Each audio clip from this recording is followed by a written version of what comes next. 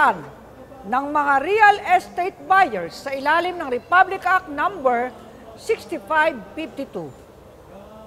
Madalas pong nakikita sa mga comment section ng official Facebook page ng ating tanggapan na nasa pangalan ng inyong abang lingkod ang mga tanong ungkol sa mga binabayaran ng hulugan ng mga bahay o condominium units.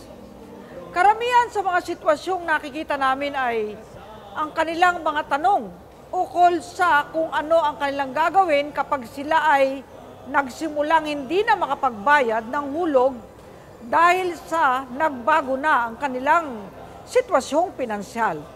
Tulad halimbawa ng nawalan ng trabaho.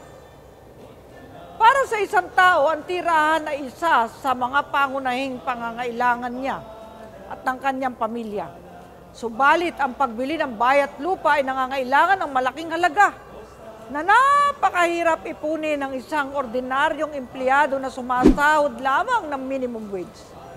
Kaya naman, palakasan ng loob ang pagkuha ng housing loan.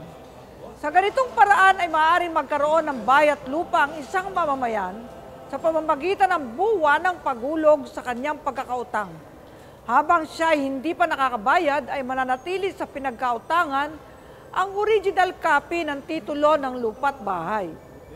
Mailalabas lamang ito kapag nabayaran na ang lahat ng pagkakautang. Ngunit mayroong pagkakataon kung saan nahihirapan ang isang mamamayan na bayaran ito, yung buwan ng hulog, upang pasiguruhan ang kapakanan ng isang taong nagumpisa ng maghulog para sa kanyang pinapangarap na bayat lupa. Subalit hindi na ito maituloy, sa paglipas ng panahon ay ipinasa po ang Republic Act 6552 o mas kilala sa pamagat na Realty Installment Buyer Protection Act. Ayon sa nasabing batas, idiniklara ang isang pampublikong patakaran upang maprotektahan ang mga bumibili ng real estate ng hulugan laban sa mabigat at mapang-aping kondisyon. Ayon sa nasabing batas, sa lahat ng transaksyon o kontrata na may kinalaman sa pagbili ng real estate, kahit condominium pa yan, apartment, kapag ang buyer nagbabayad ng buwan ng hulog at nakapaghulog na siya ng 2 taong hulog, ngunit hindi na niya kayang ituloy, siya po ay pinagkalooban ng batas ng mga sumusunod na karapatan. Una, karapatang maghulog ng bayad nang walang karagdagang interes sa loob ng dagdag na palugit na araw o grace period na nakredito sa kanya ayon sa bilang ng taon na siya ay nakapaghulog. Itinalaga ang 1 buwan na palugit kada 1 taon na paghuhulog. Subalit, ang karapatang ito ay maaari lamang gamitin ng buyer ng 1 beses kada 5 taong termino ng kontrata. Ikalawa, kapag ang kontrata ay nakansela, ibabalik ng nagbenta sa bumili ang cash surrender value ng mga naibayad na katumbas ng 50% ng kabuuan ng naibayad. Pagkatapos ng 5 taon na pagbabayad, may karagdagang 5% para sa bawat taong sumobra sa 5 taon.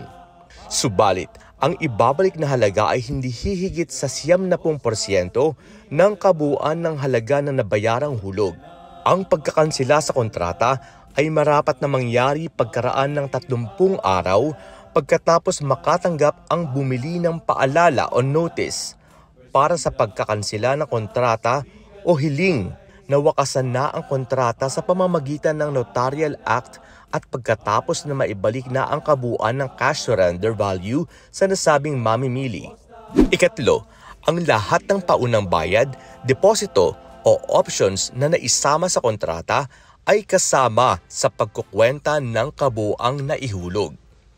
Ikaapat, kapag mas mababa sa 2 taon ang paghuhulog, ang nagbenta ay magbibigay sa bumili ng palugit ng pagbabayad nang hindi bababa sa 60 araw mula ng araw na kinakailangang maghulog.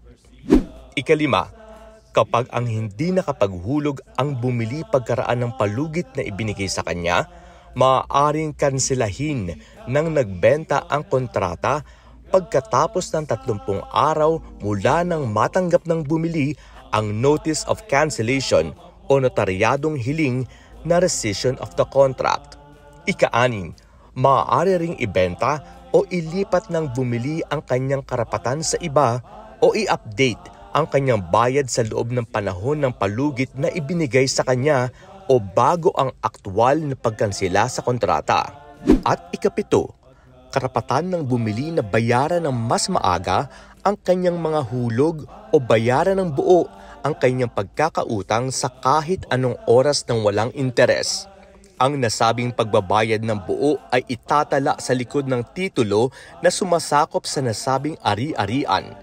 Anumang istipulasyon sa kontrata na kontra sa mga nabanggit ay walang bisa. Yun pala! At ito po ang ating hashtag Palanos! Manood! Magtanong para matuto! Huwag ka nang mag-alala, pagkat may pala. Persida Acostas,